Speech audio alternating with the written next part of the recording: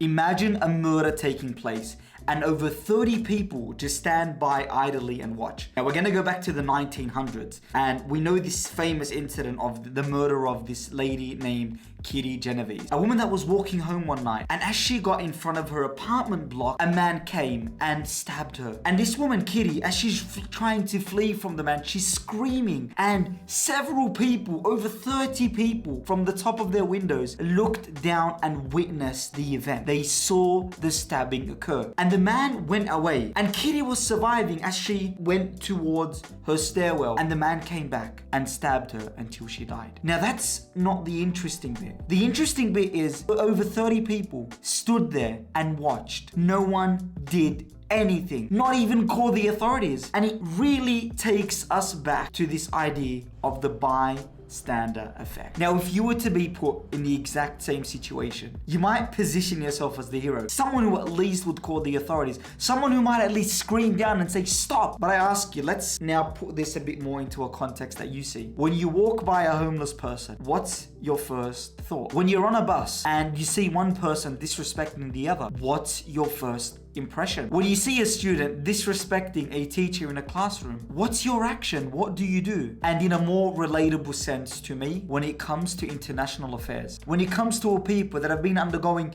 oppression, poverty, what do you do as an individual? Or what do our leaders do? What do governments around the world do when they witness a country being oppressed? When they witness a people being impoverished or killed? This takes us to the bystander effect. It's a test that's been replicated time and time again. But people, for some reason, when there are others around, when there are others that can fill the gap of responsibility that they let go of the action and they don't actually do anything. And psychologists term this diffusion of responsibility. Now, when you walk by someone that's homeless and you simply do that, walk by, there's of course so much going on. But on this level, when it comes to the bystander effect, there's this idea that there are so many people that can help. And so we say to ourselves, well, someone else will help this individual. And so the responsibility of helping becomes diffused and no one actually does it. And that's what happened with the bystander effect. That's what happened with the incident of Kitty Genovese, where everyone must have thought that the other was going to assist, that no one actually came to her aid. Now, this is crucial to note, especially on a global level. When certain governments, when certain people, you as an individual, you as a person, a global citizen, you see this all the time. You see people suffering. We see people